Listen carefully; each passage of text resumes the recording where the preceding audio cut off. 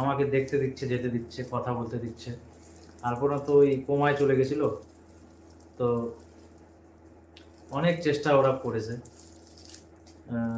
তো ওগুলো না সবসময় মুখের, আর আমি সব থেকে আলপনাকে এই কয়দিন মিলে সব থেকে বেশি আমি দেখেছি কাছ থেকে।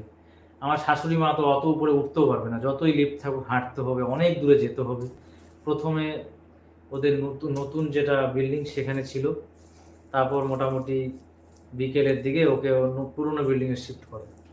তো আমার শাশুড়িকে এক জায়গায় রেখেছি, খাওয়া দাওয়ার জায়গায় নিয়ে গিয়ে দিয়ে এসেছিলাম, নিয়ে আসতে পারিনি। আমার যে দাদাটা ছিল ওকে বলেছিলাম তুই আমার শাশুড়িকে নিয়ে আয়, খেতে গেছে।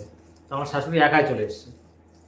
তো এবার একাই সব ফেস করছি, যা ডিসিশন হচ্ছে ডক্টরের সঙ্গে একাই নিচ্ছি। যা যা করতে বলছে ওরা, যে এটা করব, করা যাবে কি না, এত টাকা লাগবে, এটা করলে এত টাকা লাগবে, এটা করলে সেই লাগবে,